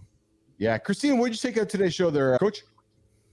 I just love the bit on gut health, quite frankly. Like I said, I don't think we talk about it enough. I think it's something that you don't require a lot of money to start it. It's something you could start today. Jory said it could start with as simple as hydration. And I'm the first one to admit that I hydrate a lot with coffee. So I need to get better on the water. And I know that my gut, it ain't great. So I think that feels approachable, right? I think a lot of times, and we look at this panel here, these are incredibly accomplished folks. Sometimes it feels like, where do I start though? How do I even get there? And I think we often leave folks with one at least approachable thing to do today. If you want to focus on your gut health today, start hydrating. If you want to focus on de-escalating an argument with your partner, start with, am I understanding you correctly? Simple, easy, practical. I love that shit. Yeah, me too. And that's really, I think, what I took from today's show as well was more so around the de-escalating arguments. When I saw that topic in my feed today, I'm like, perfect. Because that is, and Richie, you said it, man, it's a practice. right? It's something you got to do every single day, right? Whether it's your partner, your kid, your colleague at work, there's going to be conflict. And if we can work at de-escalating it before it even gets there through the power of communication, and we talked about that today with Ty Hoskin, man, that's powerful. So Nation, I hope you guys enjoyed the conversation today. I hope you guys took something from it and to help you get through your day today. So John, Marty, Richie, I know you guys got some big accomplishments to rock and roll after today. You guys have a good one. We'll catch up a little later. Sounds good. Awesome. All right. Richie, John, and Marty are heading out. We're going to pivot to the community corner where we celebrate some of the amazing people out there that are making a difference in the world. And Christina, we have somebody today who's true inspiration in business and entrepreneurship. And this person for the Creator Spotlight, Jimmy, there's my cue there when we post-produce the whole thing. I just dropped that word in there so we know that, okay, Creator Spotlight. Tag. Yeah. There's the tag. We know we go back. There's the tag. Exactly. All right. So this person, business and entrepreneurship, inspired by that whole area, is a VC for tech stars. He sources and supports startups for Techstars accelerator programs, focusing on growth and successful program execution. He's an ecosystem leader dedicated to building bridges in venture capital, providing mentorship and guidance to early stage founders. Hey, if you're an entrepreneur tuning in right now, this person might be somebody you might want to lean into. He's a champion for Black and Brown founders. He focuses on increasing access to VC funding for underrepresented founders. Oh, I love this, Christina. Emphasizing skills, opportunity, and network. And he's an expert in startup acceleration. I'm telling you, Nation, if you're an entrepreneur and you're feeling you're underrepresented, this person might be for you. Skilled in deal sourcing and relationship management to help startups navigate the landscape. Today's Mornings in the Lab Creator Spotlight. I'm gonna do a drum roll. Yeah, I know, exactly. Yeah. So today's Mornings in the Lab Creator Spotlight is Cordero Brown from New York, United States, venture capitalist. Christina, why are we highlighting Cordero today from New York? Yeah, so based in New York right now. We made the big jump from Alabama. I don't know why his profile picture isn't showing up there, but it's on his LinkedIn. Cord, I have had the pleasure, and you don't always say that with people that you worked with before, but I have had the pleasure of working with Cord and knowing Cord for around 5 years. And he's one of those people that, whether you're seeing him online, whether you're meeting him in person, he and I have actually never met in person. He's one of those internet friends, but he is the same dude regardless. He shows up, he knows his values. He works incredibly hard at everything he does. He's mission focused. So he's all about, when we worked together, we worked for an organization called Founder Gym, which was about teaching Black and Brown founders. How do they develop the skill? We often don't really acknowledges, how do you develop the skill of raising VC funding? Oftentimes, you might be able to get access to a network, but that's incredibly difficult, especially if you look at the percentages of Black and Brown founders that get funded by VC capital. And then you need to know, if you actually get access to that network, what do you actually do with it? And how do you make best use of it? So Cord has always been really focused on that. I know from a personal perspective, he's always been really focused on his health and his wellness and making sure that he's bringing the best him to it. And I just think we don't always see this in VC. Let's be real. Not only are the statistics related to VC funding on Black and Brown founders incredibly poor, but the actual representation of Black and Brown founders and Black and Brown people in VC is very limited. And Cord is one of those people, and he's trying to change that system, which you got to have a lot of love and respect for. So if you're an entrepreneur, if you're exploring what does this look like, connecting with Cord on LinkedIn, seeing how he's doing things, looking at the education that he's trying to provide people on what do I actually do when I want to explore this path, and what are some of the realities I need to acknowledge on that path, Cord's the right guy to do it. Awesome. Cordero Brown, we are celebrating you today, Mornings in the Lab with Keith and Friends. Hey, listen, you can connect with him on LinkedIn. Go find him, connect with him on LinkedIn. You can learn more about his work at Techstars and his mission to support diverse founders. There you go, Creator Spotlight. Listen, if you know someone doing amazing things. And you're like, we got to get this person on the show. Come knock on Christina Flynn's door. Come knock on my door. So we can get them celebrated in the Community Corner and the Creator Spotlight. We do have a new segment coming up in a couple weeks in Community Corner. We sat down with our friend Mario Hernandez yesterday, Christina. So we got some exciting things happening in the community that we're excited to share with all of you in the coming days and weeks. All right, we're going to wrap up our Community Corner segment. And Arm, I appreciate you as well today. I see your comment. Thank you, ladies and gentlemen. Y'all say the no roll, go over and get up, back to sleep. No hit the snooze button. Just get up and get going. Love it. You're getting up and doing just that, which is what we do here every single day at 8 o'clock Eastern Time, mornings in the lab with Keith and friends. All right, Tina, let's get into the business. Keith. Let's get into the business and branding segment with your cartoon character, Keith Phillips, over here. You gonna do the whole segment like that? What the fuck? Seriously? That could be fun, actually. That totally could be fun. It would be fun for you, maybe. Yeah, it would be not fun for our audience, probably. Hey, who's the fucking card? Who's the? Although I'll tell you somebody. I'm going to do this right now because I had a meeting with somebody yesterday who's an expert in AI. And they built a big business on AI, and I'll share more about this with you off camera because I don't want to tease too much to nation just yet. Don't tease too much. No, don't tease too much. And she says to me, she's like, Keith, she goes, I'm coming to you, true story. I'm coming to you because everybody is creating AI generated stuff, AI characters, AI text, AI video, AI audio, Google LLM notebooks. And she says to me, I'd like to have a real life Keith Phillips, John Anderson, and Christopher Martin do some work with us. I'm like, oh yeah? She goes, yeah, because you guys are real and entertaining. You're not just AI. I'm like, oh, true story, Christina. She's like, everybody is doing AI stuff. And she says, what I'm seeing is more and more people are leaning into, can we find an entertaining human? Interesting. It's incredibly interesting. I was listening to Greg Eisenberg's podcast, SIP, so Startup Ideas Podcast. And he was talking with somebody related to the fact that they believe the next iteration of this is actually like the unscalable. So when everyone, and Greg talks about this often, whenever the pendulum swings one way, it tends to swing back. And if you look at the back of what's the opposite of the way that it's going, that tends to be the opportunity. So right now we're seeing everyone go to AI. We're seeing AI influencers. We're seeing AI personal brands. If you look the other way, which is real life and people, because everyone's going one way, look the opposite, and there could be a lot of opportunity there. And not to reveal anything about the business. Turn it off. I can't have a real conversation with you. Adam's laughing over there in the comments. I got to get you one of these so we can actually have one of these cartoon character conversations. That's not. I'd like to know what I would look like in Pixar, so maybe I'll do that in DALL-E later today. Yes. But what I do find interesting is while the world continues to move to AI-generated content, we just keep leaning into this live conversation, which is the opposite stream of everybody else. And people are like, oh yeah, real live human beings talking. Gee, what a novel. Though you and I both know there's a place for AI in this very human-centric conversation that we have every day too. Yes. So when you think about, a lot of people go to everything. Yes. I talked about it in the brand by today, all or nothing. So I'm all AI, everything. I'm going to build an AI influencer. Like we haven't even scratched the surface on what we're going to see with AI influencers. So people might say, why the fuck should I even worry? Why should I build my brand? I'll just build an AI influencer. Okay, you can.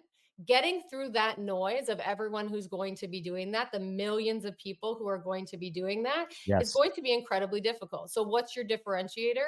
In this case, which is wild to say, your differentiator is your humanity, is your personality, we talked about this. We met with somebody yesterday and they were like, have y'all known each other a long time? Yeah. And we were like, about 60 days. Yes. 60 days. I'm really comfortable with who I am. You're really comfortable with who you are. And we can have this dynamic in a way that is very hard to replicate. Although I won't say it won't happen one day. Very hard to replicate with AI. Yes. But fuck, do we use a lot of AI to get this shit done? Because we're a very small team. That is what I think is not often discussed, right? So we're starting a brand new media company here and there's humans on the face of it, but holy smokes, are we heavily powered by AI? And there's no way we'd be able to do what we do without it. No, and that is the difference, nation. So again, we're talking business and branding, and we're going to segue right into this. What we're doing on a daily basis is not possible without all the AI behind us. It's just not, right? So how many more team members do you think we would need? Half a dozen, easily. Because so when you're building your business, and to Christina's point, and to this point of why somebody knocked on my door yesterday going, yeah, so we could go, because I said to her, Christina, I'm like, why don't you go create like an AI generated podcast? She goes, no, because everybody else is. So why'd you come to me? She goes, because you're a human being who's entertaining. I was like, oh, think about that for a second. Well, first she lied to you because you ain't that entertaining. I know. I'm kidding. No, but to your point though, oh, what do you mean? Your key differentiator is you're a human being and you're entertaining? Like what? How is that not different when we went from the Charlie Chaplin era to comedians who spoke, to color, to pictures and entertainment? Like society is a cycle, man. It's just a cycle. We're all going to go lean into remake things with AI, and then we're going to bring it back into the world. So back in the old days, you start a media company with a transmitter and a building and a bunch of human beings and start a morning show. Now we're like, okay, let's put some human beings in front of a camera, find some AI to support us, and start a media company. It's very different. We've talked a lot about nostalgia on this show, and I think some of our age actually speaks to that, and the age of our audience speaks to that. Marty's on the young side, whereas we speak more so skewing to 35 to 54. That's broad in and of itself, but because of that, and because of our lived experiences, we can appreciate what nostalgia looks like in this realm of media. We can appreciate that when someone says, what the fuck are y'all doing? My description is old school talk radio. Yeah. Meets local morning show meets a bit of Howard Stern. Yeah. And they're like, what? Yes. And I'm like, I know it's weird, but they never say, what does that mean? They know exactly what that means. They know what talk radio is. They know what morning shows locally are. They know what Howard Stern is. So that in and of itself is enough of a descriptor that when you pull those things together and you use the tools available to you, which is platforms like YouTube and LinkedIn, there's a very different level of being able to push things in a way that we couldn't have done at any other time, quite frankly. No question about it. No question about it. Turn it off. And the Pixar talk about transform your life and change your life through the power of practice, mindset practice, doing the same thing over and over. Let's talk about how I built ICUC and how we're building this company by repetitive practice. And let's talk about how you build your brand through repetitive practice, a personal brand. And often that goes into spending time on social, spending time doing things repetitively when it's not working, when you're not getting the dopamine hit, when you're not getting the response or reactions you want, but yet you still need to do it. Let's take the next 10 minutes, Christina, and share our experience with Business Athlete Nation around how the power of the mindset, practicing techniques to get through the day, to build the business and to build the personal brand. Where do we want to start? I think it's just that, right? Like what does it look like for you? Actually, I want to start a little bit sooner than that. Sure. When you were starting, I see one thing that a lot of entrepreneurs struggle with is patience. And in order to practice and apply that practice mindset, you have to acknowledge from the get that this is going to be a longer journey and you're going to need to be patient in the approach that you take. What was your mindset as a very young entrepreneur approaching your company, and were you patient or were you not? Did you struggle with that? Good question. No, I wasn't. Oh my, so there's what does that mean? What does that mean to you? Yeah, there's something for you, nation, to learn. What you're thinking is going to take, it's going to take you 2 years to take. It's going to take you 4 or 5. More. You got to find a way to find patience. You got to find a way to enjoy the process. I was sitting down with the same person yesterday who is on their way with their business. And it seems to be doing this right now. She was telling me, and I'm like, listen, what I can offer you is be patient and enjoy the ride, right? Because it's going to go real fast, lean into the speed, but also be patient through the process. And it's going to suck. It's going to be a lot of days you're going to hate. There's going to be a lot of days you're going to bang your head. You're going to have anxiety. You're going to look at the calendar and it's going to come. The calendar is going to happen fast. Like you're going to look at today is October 9th. You're going to look at it's already November. It's already December. So you have to, I know it sounds so cliche, Christina, but it is really just finding a way to, yeah, Shinku, good things come to those who wait. I hate that fucking cliche, but it's so true. Working through the difficult, repetitive things daily that you hate. Knowing that it's going to suck today, it's going to suck tomorrow, but on Friday, it's going to be better. I don't know. I don't know what better advice I can offer you is that I struggle with that whole process. I've had to learn it. So if I can so Ben, conversations with my younger self, try to learn patience while you're going through it in your 30s and 40s. I don't even know if I would say try to learn it. I would just say, just try to accept it. Whether you like it, whether you've learned it or not, it's a fact. Unfortunately, for most of us, we had to go through it and we had to realize and be humbled at, I remember thinking with my first company, who the fuck did I think I was? Yeah. Walking into this thing with all the confidence in the world, because the people that tend to be entrepreneurs are those that are high potential and high performers. And we have confidence for the most part in our ability because typically we've gotten the yeses. Typically things have gone our way in terms of what we put our mind to. When you're facing as an entrepreneur, this reality of I can work as hard as I can and it's still not work. I can work as smart as I possibly can, and it still may not work. That's a very humbling experience. And a lot of us, you just give up. You give up way before you see the compounding benefits. So when you think about this idea of practice now, from ICUC 32-year-old something Keith to now how you're applying those lessons learned to what you're doing every single day in building this company, what are the differences that you're seeing? The differences I'm saying is I have awareness now. I know I can reconcile some of the feelings. Okay, I know what that feels like. And I think I think for me, what's different as much as anything, Christina, is the urgency of time moving forward. Right. I've learned. So I think what age does for you and through the experience of business, it teaches you how to feel time. So how to put a practicing mindset in to play with time moving forward. So what am I trying to say with that? So we're October right now. I'm already thinking it's January. I didn't think that way before. I didn't know how to think that way before. So now I know that January is actually January is really tomorrow. So as an entrepreneur, I'm thinking about January being tomorrow. And as we're going through this quarter, I'm thinking about March being around the corner. I didn't know that before. That's a practice that I had to learn to do. And a practice that I do daily or often with myself is that idea of looking forward and then using what John always says is feeling to recognize what that feels like. Okay, so right now it's actually November 15th. What have we accomplished? Mm-hmm. It's a really remarkable practice to go through when you can do it diligently. Sitting down, challenging yourself to put a time in the calendar and pretend it's that time, and then reflect upon it, what you've accomplished. Yeah, I'm always reminded of the first time I ever tried or learned about mindfulness. Yes. As an athlete, I remember sitting there with my mindfulness cognitive behavioral therapist, which, as we know, is talk about privilege, but sitting there with her and going, okay, so what's the goal? She's like, the goal is to practice.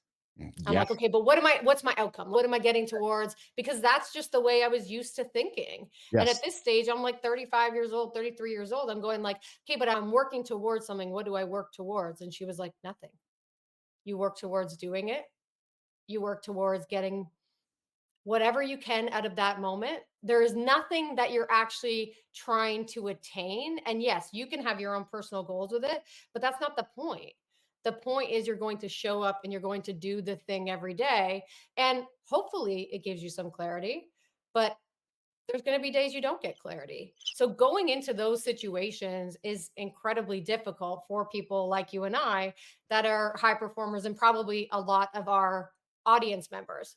When you think about how practice has changed and transformed your life, which is a big theme of today's show, what are some of the things that you do every single day that you see as your practice? And I want to think about that both from a business side and from a personal side, because since we've worked together, you are very regimented.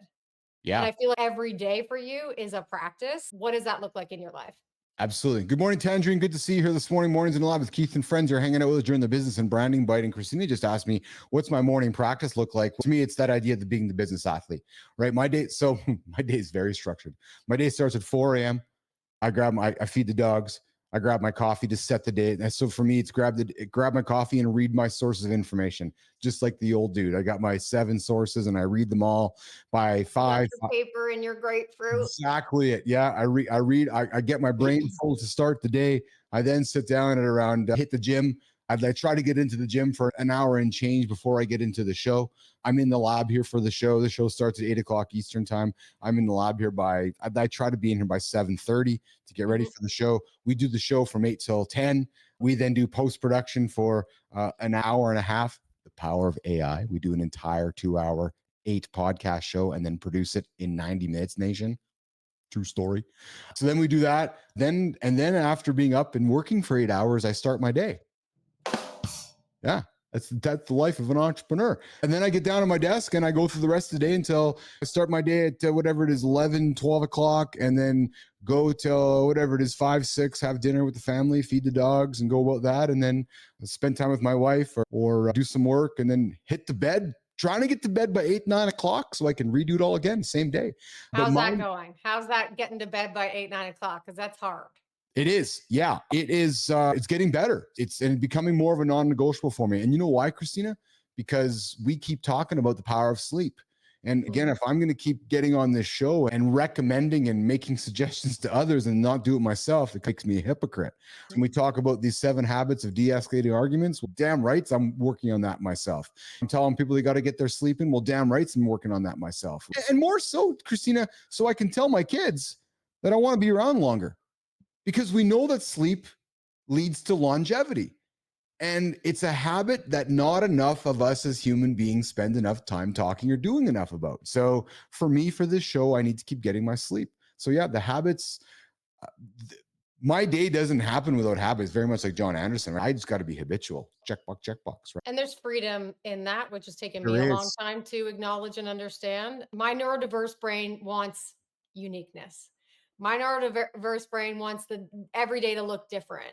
And what I had to realize was there's actually freedom in making your days look different. If you take the things that need to be done throughout the day, that must be done throughout the day, and you make them a practice and you make them a habit, that energy and that brain power that you're using typically to find those moments, it goes away because, as John says, it becomes autopilot. And then you're not having to worry about that. I'm not there yet. I'm much better. I remember years and years spent struggling for the morning routine. I'm much better, but also I'm in a stage in life where I have to also be flexible. I have very young children. I have 2 young kids. My days won't look exactly the same. And I still need to apply that thinking to it to say, great, what can I control today? And what can I make sure that's still going to push forward my practice? And I know immediately, like, this doesn't sound like a conversation about business and branding, but it absolutely is, because without doing this and without putting these kinds of systems in place and without acknowledging that these are really hard things to do, I don't want anyone thinking that we've got it all figured out, because we don't. We struggle every day just like everyone else. Oh, hey, I started. Look at you. You definitely don't have it figured out. God damn it. You're a Pixar character. I started the show as cartoon character Keith. Watch what happens when I put my glasses on, because cartoon character Keith gets the glasses as well. But I started the show looking like this. And while you just did say that, look at that, the glasses come on, right? This is the power of technology, dude. But what you did say, yes, this is a business and branding segment. True. If my non-negotiables in my life, my habits, to help me transform and change my life, my daily practices, if that doesn't happen, then my business isn't building and my personal brand isn't. My personal brand is very much linked to my daily habits. The entire business athlete manifesto, ethos, principles are all linked to daily habits. You either A, are a business athlete, or B, you aspire to be one. And to be one, you're living with non-negotiable habits. If you are aspiring to be one, it's about teaching you. And I know you work at it every single day, Tina, and I've seen you improve every single day. Okay, I'm working on my non-negotiables, getting there. And it's just this life of constant improvement. But listen, let's wrap it up. The segment wrapping up your business and branding. The show's wrapping up 2 hours. You like that, Tangerine? I'm going to go back for you. See, Christina, I'm getting support from the audience here. So I got to go back to this. Tangerine, I love you, but do not encourage him, please. Yeah, exactly. So listen. I have the power to block you. I will take you. I'm just kidding. I would never do that. All right. So listen, Keith and Christina, Mornings in the Lab with Keith and Friends. We'd go to every single day, 8 o'clock Eastern time with Keith, John, Marty, Christina Flynn, and Rich Ingram on Wednesdays. Wrapping up today's show, we talked about changing your life, the power of the practice mindset. Listen, to have success, it's boring. it's quite boring. You got to just do it daily, day in, day in, day out, day in, day out. And yes, there's freedom in that, but there's also a lot of freedom in changing your day when you have that freedom to do it. Christina, let's get out of here. Great show. We're back tomorrow on Thursday. Looking at my calendar, I think we have, who do we have showing up on the calendar tomorrow here, Christina? Greg Step.